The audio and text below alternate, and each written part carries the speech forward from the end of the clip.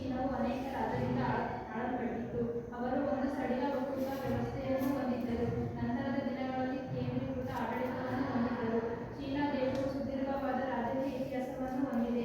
ಪೌರಾಣಿಕ ಆಧಾರಗಳು ಚೀನಾದ ಇತಿಹಾಸವನ್ನು 4000 ವರ್ಷಗಳಷ್ಟು ಹಿಂದಕ್ಕೆ ಕರೆದೊಯ್ಯುತ್ತವೆ. ಸಾಶಾ 2300 ಸಾಶಾ 1911 ಅವಧಿಯಲ್ಲಿ 15ಕ್ಕೂ ಹೆಚ್ಚಿನ ರಾಜಮನೆತನಗಳು ಚೀನಾವನ್ನು ಆಳಿವೆ. ಆದರೆ ಸಾಶಾ 1500 ಸಾಶಾ 1911 ನಮಗೆ ಸ್ಪಷ್ಟವಾದ ಆಧಾರಗಳು ಲಭ್ಯವಾಗಿವೆ. ಜಿಯೋ ಪ್ರಾರಂಭವಾದ ರಾಜಮನೆತನವಾಗಿದ್ದು ಸುಮಾರು ಸಾಶಾ 2300ರಲ್ಲಿ ಅಸ್ತಿತ್ವಕ್ಕೆ ಬಂದಿತ್ತು. ಸಾಶಾ 1911ರಲ್ಲಿ ಕೊನೆಗೊಂಡ ಮಂಚು ವಂಶ ಕೊನೆಯ ರಾಜಮನೆತನವಾಗಿದೆ. ಚೀನಾದ ರಾಜಕೀಯ ಇತಿಹಾಸವನ್ನು 2 ಯುಗಗಳಾಗಿ ವಿಭಜಿಸಲಾಗಿದೆ. ಅವುಗಳೆಂದರೆ 1 ಪ್ರಾಚೀನ ಯುಗ, 2 ಸಾಮ್ರಾಜ್ಯಗಳ ಯುಗ. ಚೌ ಅಥವಾ ಜೌ ವಂಶ ಸುದೀರ್ಘವಾಗಿ ಆಳಿದ ರಾಜಮನೆತನವಾಗಿದೆ. ಈ ವಂಶದ ಅರಸರು ತಮ್ಮ ಅಧಿಕಾರವನ್ನು ನ್ಯಾಯಬದ್ಧಗೊಳಿಸಲು ದೈವದತ್ತ ಅಧಿಕಾರ ಸಿದ್ಧಾಂತವನ್ನು ಪ್ರತಿಪಾದಿಸಿದ್ದರು. ಸಾಶಾಕ್ಕೂ 3 ಮತ್ತು 4ನೇ ಶತಮಾನಗಳು ಜಮೀನ್ದಾರಿಕೆಯನ್ನು ಕಂಡವು.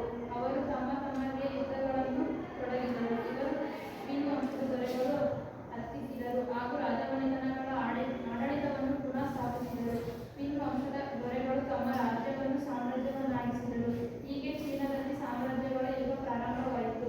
ಚೀನಾದ ಅತ್ಯಂತ ಪ್ರಸಿದ್ಧ ದೊರೆ ಶಿ ಹುಯಾಂಗ್‌ಟಿಯು ಇದೇ ವಂಶಕ್ಕೆ ಸೇರಿದವನಾಗಿದ್ದಾನೆ. ಆತನು ಚೀನ್ ಪ್ರಾಂತ್ಯದಿಂದ ಆಳುತ್ತಿದ್ದನು ಹಾಗೂ ಚೀನ್ ಶಿ ಹುಯಾಂಗ್‌ಟಿ ಎಂಬ ಹೆಸರನ್ನು ಹೊಂದಿದ್ದನು. ಚೀನ್ ಎಂಬ ಪದದಿಂದಲೇ ಚೀನಾ ಎಂಬ ಹೆಸರು ಬಂದಿದೆ. ಶಿ ಹುಯಾಂಗ್‌ಟಿಯು ಅಧಿಕೃತ ಜನಗಣತಿಯನ್ನು ಪ್ರಾರಂಭಿಸಿದ. ಶಾಂತಿ, ಸುವ್ಯವಸ್ಥೆ ಮತ್ತು ಸಮೃದ್ಧಿಯನ್ನು ಕಾಪಾಡಿದ. ಪೂರ್ಣರು, ಮಂಗೋಲರು ಮುಂತಾದವರನ್ನು ದಾಳಿಯಿಂದ ಚೀನಾವನ್ನು ರಕ್ಷಿಸಿದ. ಚೀನಾದ ಮಹಾಗೋಡೆಯನ್ನು ನಿರ್ಣಯವನ್ನು ಪ್ರಾರಂಭಿಸಿದನು. ಮೊದಲ ಬಾರಿಗೆ ಇಡೀ ಚೀನಾವನ್ನು ಅಖಂಡಗೊಳಿಸಿ ಒಂದೇ ಆಡಳಿತದಡಿ ತಂದನು. ತನ್ನ ಸಾಮ್ರಾಜ್ಯದ ಅತ್ಯಂತ ಸಮಾನ ಕಾನೂನುಗಳನ್ನು ಜಾರಿಗೆ ತಂದನು. ಸಾಮ್ರಾಜ್ಯವನ್ನು 36 ಪ್ರಾಂತ್ಯಗಳಲ್ಲಿ ವಿಂಗಡಿಸಿ ಪ್ರತಿ ಪ್ರಾಂತ್ಯಕ್ಕೂ ನಾಗರಿಕ ಹಾಗೂ ಸೈನಿಕ ಅಧಿಕಾರಿಗಳನ್ನು ನೇಮಿಸಿದ. ರಾಜ್ಯದಲ್ಲಿನ ಅವ್ಯವಸ್ಥೆ, ಅನುಕೂಲತೆ ಮತ್ತು ತೊಂದರೆಗಳನ್ನು ತಿಳಿಯಲು ದೇಶ ನಡೆಸಿಕೊಂಡು ರಾಜ್ಯಾದ್ಯಂತ ಪ್ರವಾಸ ಮಾಡುತ್ತಿದ್ದ. ತನ್ನ ಸಾಮ್ರಾಜ್ಯದ ದೂರದ ಪ್ರದೇಶಗಳನ್ನು ಜೋಡಿಸುವ ಸಲುವಾಗಿ ರಸ್ತೆಗಳನ್ನು ನಿರ್ಮಿಸಿದನು ಮತ್ತು ಕಾಲುವೆಗಳನ್ನು ತೋಡಿಸಿದನು. ಶಿ ಹುಯಾಂಗ್‌ಟಿಯು ಜನರು ಸ್ವಾಭಾವಿಕ ಅಪೇಕ್ಷೆಯಿಂದ ಕೂಡಿದ್ದಾರೆ ಎಂದು ನಂಬಿದ. ಆದ್ದರಿಂದ ಕಠಿಣ ಕಾನೂನು ಹಾಗೂ ಕಠೋರ ಶಿಕ್ಷೆಗಳನ್ನು ಜಾರಿಯಲ್ಲಿ ತಂದ. ಈತನು ಹಳೆಯ ವ್ಯವಸ್ಥೆಯನ್ನು ವಿರೋಧಿಯಾಗಿದ್ದನು ಮತ್ತು ಸದಾ ಬದಲಾವಣೆಗಳನ್ನು ಬಯಸುತ್ತಿದ್ದನು. ಇವನು ಜ್ಞಾನವನ್ನು ನಿಯಂತ್ರಿಸಲು ಬಯಸಿ ಅನೇಕ ಗ್ರಂಥಗಳನ್ನು ಸುಟ್ಟು ಹಾಕಿದ. ಈತ ವಿಜ್ಞಾನಿಗಳನ್ನು ಘೋಷಿಸಿದನು, ಆದರೆ ಇತಿಹಾಸಕಾರರಿಗೆ ವಿರೋಧಿಸಿದನು. ತನ್ನನ್ನು ತೀವ್ರವಾಗಿ ವಿರೋಧಿಸಿದ ಪಂಡಿತರನ್ನು ಚೀನಾದ ಮಹಾಗೋಡೆಯನ್ನು ಜೀವಂತವಾಗಿ ಉಳಿಸಿದನು. ಆನ್ ವಂಶವು ಚೀನ್ ಅಥವಾ ಸ್ಥಾನವನ್ನು ಆಕ್ರಮಿಸಿತು. ಹುಟಿಯು ಈ ವಂಶದ ಪ್ರಸಿದ್ಧ ದೊರೆ. ಈತನು ಸಾಮ್ರಾಜ್ಯವನ್ನು 13 ಪ್ರಾಂತ್ಯಗಳನ್ನಾಗಿ ವಿಂಗಡಿಸಿದನು. ಆಡಳಿತವನ್ನು ಕೇಂದ್ರೀಕೃತಗೊಳಿಸಿದನು. ಕಲೆ, ಸಾಹಿತ್ಯ ಮತ್ತು ತತ್ವಜ್ಞಾನದ ಮಹಾಪೋಷಕನಾಗಿದ್ದ. ಇವನ ಆಡಳಿತದ ಅವಧಿಯಲ್ಲಿ ಕಾವ್ಯ, ಗದ್ಯ, ತತ್ವಜ್ಞಾನ, ಗಣಿತ ಹಾಗೂ ಔಷಧ ಕ್ಷೇತ್ರಗಳಿಗೆ ಸಂಬಂಧಿಸಿದ ಸಾವಿರಾರು ಕೃತಿಗಳ ರಚನೆಯಾಯಿತು. ಈ ಕಾಲವನ್ನು ಚೀನಾದ ಇತಿಹಾಸದ ಸುವರ್ಣಯುಗ ಎಂದು ಕರೆಯುತ್ತಾರೆ.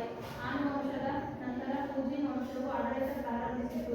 ಆಡಳಿತಗಾರರನ್ನು ಅಧಿಕಾರದ ವಿಕೇಂದ್ರೀಕರಣ ಮಾಡಿಸಿದರು. ಹೀಗಾಗಿ ನಂತರದ ಚೀನಾ 400 ವರ್ಷಗಳ ಕಾಲ ರಾಜಕೀಯ ವಿಘಟನೆಗೆ ಒಳಗಾಯಿತು. ಮುಂದೆ ಶು ವಂಶವು ಸಾಮ್ರಾಜ್ಯವನ್ನು ಪುನಃ ಸ್ಥಾಪಿಸಿದರು.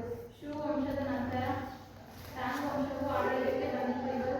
ಇವರು ಪ್ರಮಾಣೀಕೃತ ನಾಣ್ಯ ವ್ಯವಸ್ಥೆಯನ್ನು ಜಾರಿಗೆ ತಂದರು ಮತ್ತು ಆಡಳಿತದಲ್ಲಿ ಸುಧಾರಣೆಗಳನ್ನು ಮಾಡಿದರು. ಆಡಳಿತ ವ್ಯವಸ್ಥೆಯನ್ನು 3 ಭಾಗಗಳಾಗಿ ವಿಂಗಡಿಸಲಾಯಿತು.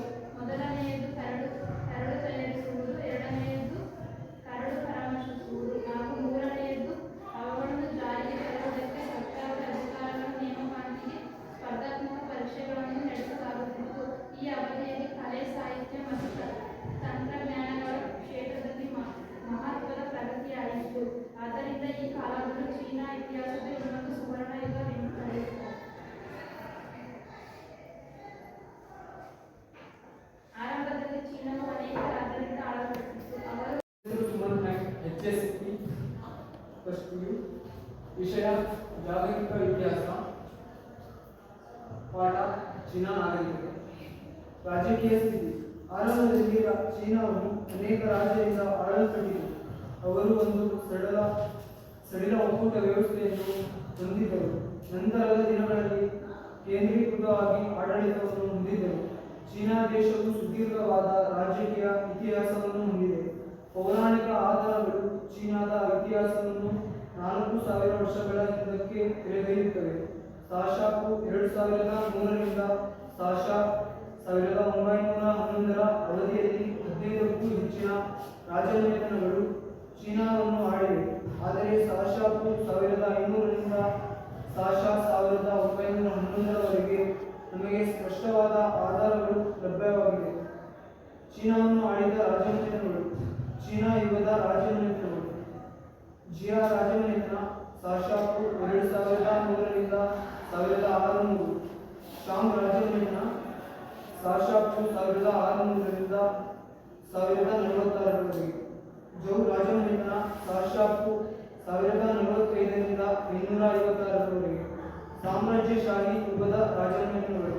ಕಿನ್ ರಾಜಮನೆತನ ಸಾಶಾಪು 221ರಿಂದ 206ರವರೆಗೆ. ಹಾನ್ ರಾಜಮನೆತನ ಸಾಶಾಪು 206ರಿಂದ ಸಾಶಾ 220ರವರೆಗೆ. ಮೂರು ರಾಜ್ಯಗಳು ಸಾಶಾಪು 220ರಿಂದ 280. ವಿ, ಶು ಮತ್ತು ಹು. ಚಿನ್ ರಾಜಮನೆತನ ಸಾಶಾ 265ರಿಂದ 420ರವರೆಗೆ. ದಕ್ಷಿಣ ಮತ್ತು ಉತ್ತರ ರಾಜಮನೆತನಗಳು ಸಾಶಾ 420ರಿಂದ 589ರವರೆಗೆ. ಸುಯಿ ರಾಜಮನೆತನ ಸಾಶಾ 581ರಿಂದ 618ರವರೆಗೆ. ಟಾಂಗ್ ರಾಜಮನೆತನ ಸಾಶಾ 618ರಿಂದ 907ರವರೆಗೆ. 10 ರಾಜ್ಯಗಳು ಇವ ಸಾಶಾ 907ರಿಂದ 960ರವರೆಗೆ. ಸುಂಗ್ ರಾಜಮನೆತನ ಸಾಶಾ 960ರಿಂದ 1279ರವರೆಗೆ. ಯುವಾನ್ ರಾಜಮನೆತನ ಸಾಶಾ 1771ರಿಂದ 1368ರವರೆಗೆ.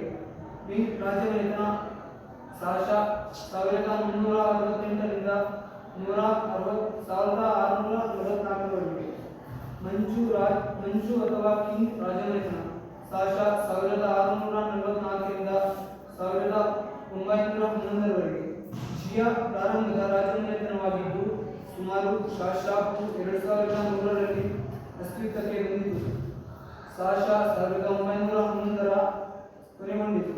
ಮಂಚು ವಂಶ ಕೊನೆಯ ರಾಜಮನೆತನವಾಗಿದೆ. ಚೀನಾದ ರಾಜಕೀಯ ಇತಿಹಾಸವನ್ನು 2 ಯುಗಗಳಲ್ಲಿ ವಿಭಜಿಸಲಾಗಿದೆ. ಅವುಗಳೆಂದರೆ ಪ್ರಾಚೀನ ಯುಗ, ಎರಡನೆಯದು ಸಾಮ್ರಾಜ್ಯಗಳ ಯುಗ. ಚೌ ಅಥವಾ ಜೌ ವಂಶದ ಸುದೀರ್ಘವಾಗಿ ಆಳಿದ ರಾಜಮನೆತನವಾಗಿದೆ. ಈ ವಂಶದ ಅರಸರು ತಮ್ಮ ಅಧಿಕಾರವನ್ನು ನ್ಯಾಯಬದ್ಧಗೊಳಿಸಲು ದೈವದತ್ತ ಅಧಿಕಾರ ಸಿದ್ಧಾಂತವನ್ನು ಪ್ರತಿಪಾದಿಸಿದರು. ಶಾಶಾಪು 3 ಮತ್ತು 4ನೇ ಶತಮಾನಗಳು ಜಮೀನ್ದಾರರ ಉನ್ನತಿಯನ್ನು ಕಂಡವು. ಅವರು ತಮ್ಮಲ್ಲಿಯೇ ಯುದ್ಧಗಳಲ್ಲಿ ತೊಡಗಿದರು. ಇವರನ್ನು ಪಿ ವಂಶದ ದೊರೆಗಳು ಹತ್ತಿಕ್ಕಿದರು ಹಾಗೂ ರಾಜಮನೆತನಗಳ ಆಡಳಿತವನ್ನು ಪುನಃ ಸ್ಥಾಪಿಸಿದರು. ಪಿನ್ ವಂಶದ ದೊರೆಗಳು ತಮ್ಮ ರಾಜ್ಯವನ್ನು ಸಾಮ್ರಾಜ್ಯವನ್ನಾಗಿಸಿದರು. ಹೀಗೆ ಚೀನಾದಲ್ಲಿ ಸಾಮ್ರಾಜ್ಯಗಳ ಯುಗ ಪ್ರಾರಂಭವಾಯಿತು. ಚೀನಾದ ಅತ್ಯಂತ ಪ್ರಸಿದ್ಧ ದೊರೆ ಶಿ ಹುವಾಂಗ್‌ಟಿಯು ಇದೇ ವಂಶಕ್ಕೆ ಸೇರಿದವನಾಗಿದ್ದಾನೆ. ಆತನು ಚೀನಾ ಪ್ರಾಂತ್ಯದಿಂದ ಆಳುತ್ತಿದ್ದನು ಹಾಗೂ ಚಿನ್ ಶಿ ಹುವಾಂಗ್‌ಟಿ ಎಂಬ ಹೆಸರನ್ನು ಹೊಂದಿದ್ದನು. ಚಿನ್ ಎಂಬ ಪದದಿಂದಲೇ ಚೀನಾ ಎಂಬ ಹೆಸರು ಬಂದಿದೆ. ಶಿ ಹುವಾಂಗ್‌ಟಿಯು ಅಧಿಕೃತ ಜನಗಣತಿಯನ್ನು ಪ್ರಾರಂಭಿಸಿದ. ಶಾಂತಿ, ಸುವ್ಯವಸ್ಥೆ ಮತ್ತು ಸಮೃದ್ಧಿಯನ್ನು ಕಾಪಾಡಿದ. ಹುಣರು, ಮಂಗೋಲರು ಮುಂತಾದವರು ಗಾಳಿಯಿಂದ ಚೀನಾವನ್ನು ರಕ್ಷಿಸಲು ಚೀನಾದ ಮಹಾಗೋಡೆಯನ್ನು ನಿರ್ಮಾಣವನ್ನು ಪ್ರಾರಂಭಿಸಿದರು. ಮೊದಲ ಬಾರಿಗೆ ಇಡೀ ಚೀನಾವನ್ನು ಅಖಂಡಗೊಳಿಸಲು ಒಂದೇ ಆಡಳಿತದಿಂದ ತಂದನು. ತನ್ನ ಸಾಮ್ರಾಜ್ಯದಿಂದ ಸಮಾನ ಕಾನೂನುಗಳನ್ನು ಜಾರಿಯಲ್ಲಿ ತಂದನು. ಸಾಮ್ರಾಜ್ಯವನ್ನು 36 ಪ್ರಾಂತ್ಯಗಳಲ್ಲಿ ವಿಂಗಡಿಸಿ ಪ್ರತಿ ಪ್ರಾಂತ್ಯಕ್ಕೂ ನಾಗರಿಕ ಹಾಗೂ ಸೈನಿಕ ಅಧಿಕಾರಿಗಳನ್ನು ನೇಮಿಸಿದನು. ರಾಜ್ಯದಲ್ಲಿನ ಅವ್ಯವಸ್ಥೆ, ಅನಾನುಕೂಲತೆ ಮತ್ತು ತೊಂದರೆಗಳನ್ನು ತಿಳಿಯಲು ವೇಷವನ್ನಿಸಿಕೊಂಡು ರಾಜ್ಯದಿಂದ ಪ್ರವಾಸ ಮಾಡುತ್ತಿದ್ದ. ತನ್ನ ಸಾಮ್ರಾಜ್ಯದ ದೂರದ ಪ್ರದೇಶಗಳನ್ನು ಜೋಡಿಸುವ ಸಲುವಾಗಿ ರಸ್ತೆಗಳನ್ನು ನಿರ್ಮಿಸಿದನು ಮತ್ತು ಕಾಲುವೆಗಳನ್ನು ರೂಢಿಸಿದನು. ಶಿ ಹುವಾಂಗ್ಕಿಯು ಜನರ ಸ್ವಭಾವದ ಅಶಿಸ್ತಿನಿಂದ ಕೂಡಿರುತ್ತಾರೆ ಎಂದು ನಂಬಿದ್ದ.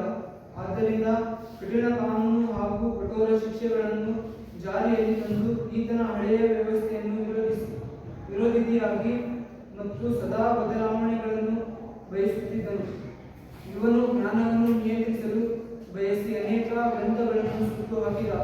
ಈತ ವಿಜ್ಞಾನಿಗಳನ್ನು ಶೋಷಿಸಿದರೆ ಆದರೆ ಇತಿಹಾಸಕಾರನನ್ನು ವಿರೋಧಿಸಿದನು. ತನ್ನನ್ನು ತೀವ್ರವಾಗಿ ವಿರೋಧಿಸಿದ ಪಂಡಿತರನ್ನು ಚೀನಾದ ಮಹಾಗೋಡೆಯಲ್ಲಿ ಜೀವಂತವಾಗಿ ಹಿಡಿದನು. ಹಾನ್ ವಂಶವು ಕ್ವೀನ್ ವಂಶದ ಸ್ಥಾನವನ್ನು ಆಕ್ರಮಿಸಿತು. ಹುನ್ ಟಿಯು ಈ ವಂಶದ ಪ್ರಸಿದ್ಧ ದೊರೆ. ಈತನ ಸಾಮ್ರಾಜ್ಯವನ್ನು 13 ಪ್ರಾಂತಗಳನ್ನಾಗಿ ವಿಂಗಡಿಸಿದನು. ಆಡಳಿತವನ್ನು ಕೇಂದ್ರೀಕೃತಗೊಳಿಸಲು ಕಲೆ, ಸಾಹಿತ್ಯ ಮತ್ತು ತತ್ವಜ್ಞಾನದ ಮಹಾಪೋಷಕನಾಗಿದ್ದನು. ಇವನ ಆಡಳಿತ ಅವಧಿಯಲ್ಲಿ ಕಾವ್ಯ, ಗದ್ಯ, ತತ್ವಜ್ಞಾನ, ಗಣಿತ ಹಾಗೂ ಔಷಧ ಕ್ಷೇತ್ರಗಳಿಗೆ ಸಂಬಂಧಿಸಿದ ಸಾವಿರಾರು ಕೃತಿಗಳ ರಚನೆಯಾಯಿತು. ಈ ಕಾಲವನ್ನು ಚೀನಾದ ಇತಿಹಾಸದ ಸುವರ್ಣಯುಗ ಎಂದು ಕರೆಯುತ್ತಾರೆ. ರಾಜಕೀಯ ಸ್ಥಿತಿ. ಚೌ ವಂಶ ಸುದೀರ್ಘವಾಗಿ ಆಳಿದ ರಾಜಮಂಡಲವಾಗಿದೆ. ಈ ವಂಶದ ಅರಸರು ತಮ್ಮ ಅಧಿಕಾರವನ್ನು ನ್ಯಾಯಬದ್ಧಗೊಳಿಸಲು ದೈವದತ್ತ ಅಧಿಕಾರ ಸಿದ್ಧಾಂತವನ್ನು ಪ್ರತಿಪಾದಿಸಿದರು. ಸಾಕ್ಷಾತ್ 3 ಮತ್ತು 4ನೇ ಶತಮಾನಗಳು ಜಮೀನ್ದಾರರ ಉನ್ನತಿಯಲ್ಲಿ ಕಂಡವು. ಅವರು ತಮ್ಮದೇ ಯುದ್ಧಗಳಲ್ಲಿ ತೊಡಗಿದ್ದರು. ಇವರನ್ನು ಕ್ವೀನ್ ವಂಶದ ದೊರೆಗಳು ಹತ್ತಿಕ್ಕಿದರು ಹಾಗೂ ರಾಜಮನೆತನಗಳ ಆಡಳಿತವನ್ನು ಪುನಃ ಸ್ಥಾಪಿಸಿದರು. ಕ್ವೀನ್ ವಂಶದ ದೊರೆಗಳು ತಮ್ಮ ಸಾಮ್ರಾಜ್ಯವನ್ನಾಗಿಸಿದರು. ಹೀಗೆ ಚೀನಾದಲ್ಲಿ ಸಾಮ್ರಾಜ್ಯಗಳ ಯುಗ ಪ್ರಾರಂಭವಾಯಿತು. ಚೀನಾದ ಅತ್ಯಂತ ಪ್ರಸಿದ್ಧ ದೊರೆ ಶಿ ಹುವಾಂಗ್‌ಟಿಯು ಇದೇ ವಂಶಕ್ಕೆ ಸೇರಿದವನಾಗಿದ್ದಾನೆ. ಆತನು ಚೀನ್ ಪ್ರಾಂತ್ಯದಿಂದ ಆಳಿದನು ಹಾಗೂ ಚೀನ್ ಶಿ ಹುವಾಂಗ್‌ಟಿ ಎಂಬ ಹೆಸರನ್ನು ಹೊಂದಿದನು. ಚೀನ್ ಎಂಬ ಪದದಿಂದಲೇ ಚೀನಾ ಎಂಬ ಹೆಸರು ಬಂದಿದೆ. ಶಿ ಹುವಾಂಗ್‌ಟಿಯು ಅಧಿಕೃತ ಜನಗಣತಿಯನ್ನು ಪ್ರಾರಂಭಿಸಿದ. ಶಾಂತಿ, ಸುವ್ಯವಸ್ಥೆ ಮತ್ತು ಸಮೃದ್ಧಿಯನ್ನು ಕಾಪಾಡಿದ. ಹೂಣರು, ಮಂಗೋಲರು ಮುಂತಾದವರ ದಾಳಿಯಿಂದ ಚೀನಾವನ್ನು ರಕ್ಷಿಸಲು ಚೀನಾದ ಮಹಾಗೋಡೆಯ ನಿರ್ಮಾಣವನ್ನು ಪ್ರಾರಂಭಿಸಿದನು. ಮೊದಲ ಬಾರಿಗೆ ಇಡೀ ಚೀನಾವನ್ನು ಅಖಂಡಗೊಳಿಸಿ ಒಂದೇ ಆಡಳಿತದಡಿ ತಂದನು. ತನ್ನ ಸಾಮ್ರಾಜ್ಯದಂತಹ ಸಮಾನ ಕಾನೂನುಗಳನ್ನು ಜಾರಿಯಲ್ಲಿ ತಂದನು. ಸಾಮ್ರಾಜ್ಯವನ್ನು 36 ಪ್ರಾಂತ್ಯಗಳಲ್ಲಿ ವಿಂಗಡಿಸಿ ಪ್ರತಿ ಪ್ರಾಂತ್ಯಕ್ಕೂ ನಾಗರಿಕ ಹಾಗೂ ಸೈನಿಕ ಅಧಿಕಾರಿಗಳನ್ನು ನೇಮಿಸಿದ. ರಾಜ್ಯದಲ್ಲಿನ ಅವ್ಯವಸ್ಥೆ ವಿಂಗಡಿಸಿ ಪ್ರತಿ ಪ್ರಾಂತ್ಯಕ್ಕೂ ನಾಗರಿಕ ಹಾಗೂ ಸೈನಿಕ ಅಧಿಕಾರಿಗಳನ್ನು ನೇಮಿಸಿದ. ರಾಜ್ಯದಲ್ಲಿನ ಅವ್ಯವಸ್ಥೆ, ಅನಾನುಕೂಲತೆ ಮತ್ತು ತೊಂದರೆಗಳನ್ನು ತಿಳಿಯಲು ವೇಷ ಮರೆಸಿಕೊಂಡು ರಾಜ್ಯದಾದ್ಯಂತ ಪ್ರವಾಸ ಮಾಡುತ್ತಿದ್ದ. ತನ್ನ ಸಾಮ್ರಾಜ್ಯದ ದೂರದ ಪ್ರದೇಶಗಳನ್ನು ಜೋಡಿಸುವ ಸಲುವಾಗಿ ರಸ್ತೆಗಳನ್ನು ನಿರ್ಮಿಸಿದನು ಮತ್ತು ಕಾಲುವೆಗಳನ್ನು ತೋಡಿಸಿದನು. ಶಿ ಹುವಾಂಗ್‌ಟಿಯು ಜನರು ಸ್ವಭಾವದ ಅಶಿಸ್ತಿನಿಂದ ಕೂಡಿರುತ್ತಾರೆ ಎಂದು ನಂಬಿದ. ಆದ್ದರಿಂದ ಕಠಿಣ ಕಾನೂನು ಹಾಗೂ ಕಠೋರ ಶಿಕ್ಷೆಗಳನ್ನು ಜಾರಿಯಲ್ಲಿ ತಂದ. ಈತನು ಹಳೆಯ ವ್ಯವಸ್ಥೆಯ ವಿರೋಧಿಯಾಗಿದ್ದನು ಮತ್ತು ಸದಾ ಬದಲಾವಣೆಗಳನ್ನು ಬಯಸುತ್ತಿದ್ದನು. ಇವನು ಜ್ಞಾನವನ್ನು ನಿಯಂತ್ರಿಸಲು ಬಯಸಿ ಅನೇಕ ಗ್ರಂಥಗಳನ್ನು ಸುಟ್ಟು ಹಾಕಿದ. ಈತ ವಿಜ್ಞಾನಿಗಳನ್ನು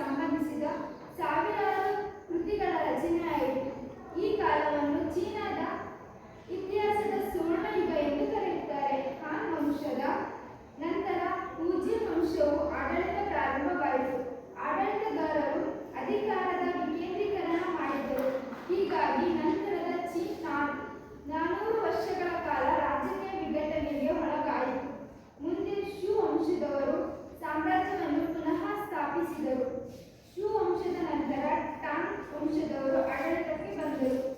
ಇವರು ಪ್ರಾಮಾಣೀಕೃತ ನಾಣ್ಯ ವ್ಯವಸ್ಥೆಯನ್ನು ಜಾರಿಗೆ ತಂದರು ಮತ್ತು ಆಡಳಿತದಲ್ಲಿ ಸುಧಾರಣೆಗಳನ್ನು ಮಾಡಿದರು. ಆಡಳಿತ ವ್ಯವಸ್ಥೆಯನ್ನು 3 ಭಾಗಗಳಾಗಿ ವಿಂಗಡಿಸಲಾಗುತ್ತಿತ್ತು. ಮೊದಲನೆಯದು ಕರಡು ತಯಾರಿಸುವುದು, ಎರಡನೆಯದು ಕರಡು ಪರಾಮರ್ಶಿಸುವುದು ಹಾಗೂ ಮೂರನೆಯದು ಅವುಗಳನ್ನು ಜಾರಿಯಲ್ಲಿ ತರುವುದಕ್ಕಾಗಿ ಸರ್ಕಾರದ ಅಧಿಕಾರಿಗಳ ನೇಮಕಾತಿಗಾಗಿ ಸ್ಪರ್ಧಾತ್ಮಕ ಪರೀಕ್ಷೆಗಳನ್ನು ನಡೆಸಲಾಗುತ್ತಿತ್ತು. ಈ ಅವಧಿಯಲ್ಲಿ ಕಲೆ, ಸಾಹಿತ್ಯ ಮತ್ತು ತಂತ್ರಜ್ಞಾನಗಳ ಕ್ಷೇತ್ರದಲ್ಲಿ ಮಹತ್ವದ ಪ್ರಗತಿಯನ್ನು ಅದರಿಂದ ಈ ಕಾಲವನ್ನು ಚೀನಾ ಇತಿಹಾಸದ ಇನ್ನೊಂದು ಸುವರ್ಣಯುಗ ಎಂದು ಕರೆಯುತ್ತಾರೆ. ಸಾಮಾಜಿಕ ಸ್ಥಿತಿ. ಚೀನಿಯರು ಸಮಾಜವು ಒಂದು ಪರಂಪರಾಗತ ಸಮಾಜವಾಗಿದೆ. ಅದೊಂದು ಪುರುಷ ಪ್ರಧಾನ ಸಮಾಜವಾಗಿತ್ತು. ಕುಟುಂಬವು ಸಮಾಜದ ಅಡಿಪಾಯವಾಗಿತ್ತು. ಪಾಲಕರು, ವಿಶೇಷವಾಗಿ ತಾಯಿ, ತನ್ನ ಮಕ್ಕಳಲ್ಲಿ ನೈತಿಕ ಮೌಲ್ಯಗಳನ್ನು ಬೆಳೆಸುತ್ತಿದ್ದರು. ಹೆಣ್ಣು ಮಗುವನ್ನು ಕುಟುಂಬದ ಹೊರೆ ಎಂದು ತಿಳಿಸಲಾಗುತ್ತಿತ್ತು. ಮಹಿಳೆಯರ ಸ್ಥಾನಮಾನವು ಅಷ್ಟೊಂದು ಉತ್ತಮವಾಗಿರಲಿಲ್ಲ. ಆದರೂ ಮಹಿಳೆಯರು ತಮ್ಮಲ್ಲಿರುವ ಮಕ್ಕಳನ್ನು ಹೇರುವ ಸಾಮರ್ಥ್ಯ, ಕೆಲಸದಲ್ಲಿನ ಕುಶಲತೆ ಮತ್ತು ವಿಧೇಯತೆಯಿಂದ ಹೆಚ್ಚಿನ ಗೌರವವನ್ನು ಪಡೆಯುತ್ತಾರೆ. ಚೀನದ ಸಾಮ್ರಾಜ್ಯವು ಜನರು ಮಾಡುವ ಕೆಲಸವನ್ನಾಧರಿಸಿ 4 ವರ್ಗಗಳಲ್ಲಿ ವಿಂಗಡಿಸಲ್ಪಟ್ಟಿತ್ತು. ಉಚ್ಚ ವರ್ಗವು ಅಧಿಕಾರಿಗಳು, ಪಂಡಿತರು ಮತ್ತು ಶಿಕ್ಷಕರಿಂದ ಕೂಡಿತ್ತು. ಎರಡನೇ ವರ್ಗದಲ್ಲಿ ರೈತರು, ಮೂರನೇ ವರ್ಗದಲ್ಲಿ ಕುಶಲಕರ್ಮಿಗಳು ಹಾಗೂ ನಾಲ್ಕನೇ ವರ್ಗದಲ್ಲಿ ವ್ಯಾಪಾರಸ್ಥರಾಗಿದ್ದರು. ಮಿಡಲ್ಮೆ ಎಂಬ ಸಣ್ಣ ವರ್ಗದವರ ಜನರು ಚೀನಾದ ಭಾಷೆಯನ್ನು ಓದಿ ಬರೆಯಲು ಬಲ್ಲವರಾಗಿದ್ದರು. ಅವರಿಗೆ ಸಮಾಜ ಮತ್ತು ಸರ್ಕಾರದಲ್ಲಿ ಹೆಚ್ಚಿನ ಗೌರವವಿತ್ತು.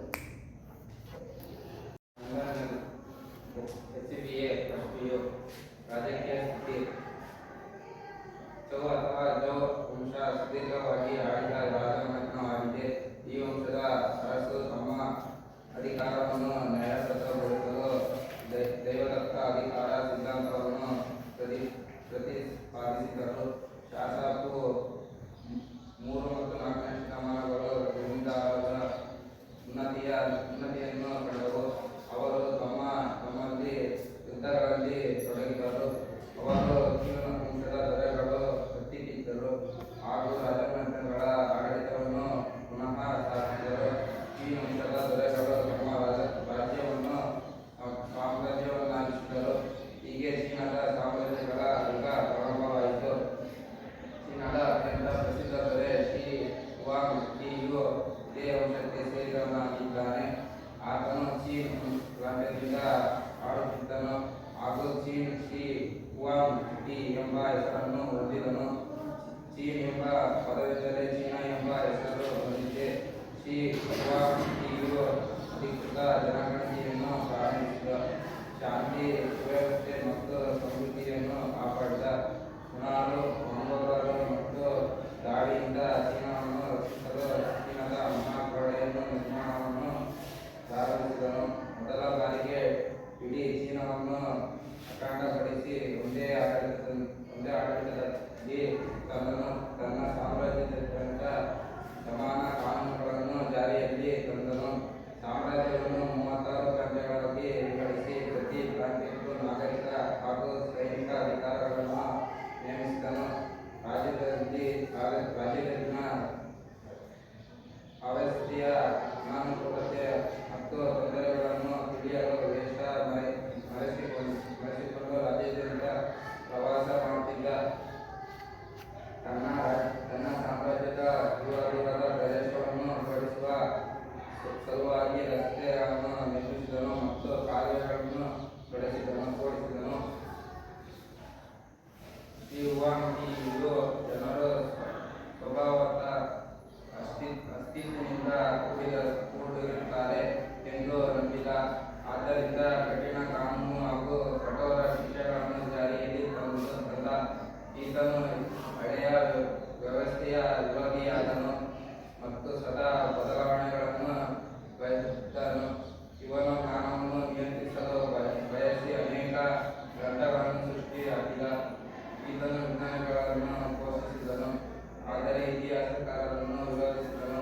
ತನ್ನನ್ನು ತೀವ್ರವಾಗಿ ವಿರೋಧಿಸಿದ ಪಂಡಿತರನ್ನು ಚೀನಾದ ಮಕ್ಕಳೆಯಲ್ಲಿ ಜೀವಂತವಾಗಿ ಉಳಿಸಿದನು.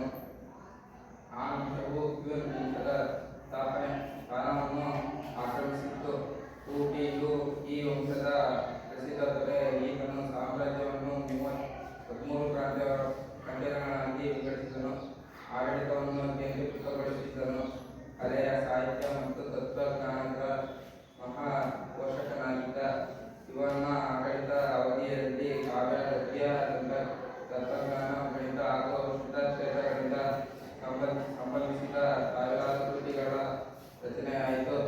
ಈ ಕಾಲವನ್ನು ಚೀನಾದ ಇತಿಹಾಸದ ಸುವರ್ಣಯುಗ ಎಂದು ಕರೆಯುತ್ತಾರೆ. ಆ ವಂಶದ ನಂತರ ಓಜಿನ್ ವಂಶವು ಆಡಳಿತ ಪ್ರಾರಂಭಿಸಿತು. ಆಡಳಿತಗಾರರು ಅಧಿಕಾರದ ಕೇಂದ್ರೀಕರಣ ಮಾಡಿದರು. ಹೀಗಾಗಿ ನಂತರ ಚೀನಾ 400 ವರ್ಷಗಳ ಕಾಲ ರಾಜಕೀಯ ವಿಘಟನೆಗೆ ಒಳಗಾಯಿತು. ಮುಂದೆ ಶು ವಂಶದವರು ಸಾಮ್ರಾಜ್ಯವನ್ನು ಪುನಃ ಸ್ಥಾಪಿಸಿದರು. ಶು ವಂಶದ ನಂತರ ಟ್ಯಾಂಗ್ ವಂಶದವರು ಆಡಳಿತಕ್ಕೆ ಬಂದರು. ಇವರು ಪ್ರಾಮಾಣೀಕೃತ ನ್ಯಾಯ ವ್ಯವಸ್ಥೆಯನ್ನು ಜಾರಿಗೆ ತಂದರು ಮತ್ತು ಆಡಳಿತದಲ್ಲಿ ಸುಧಾರಣೆಗಳನ್ನು ಮಾಡಿದರು. ಆಡಳಿತ ವ್ಯವಸ್ಥೆಯನ್ನು 3 ಭಾಗಗಳಾಗಿ ವಿಂಗಡಿಸಲಾಯಿತು.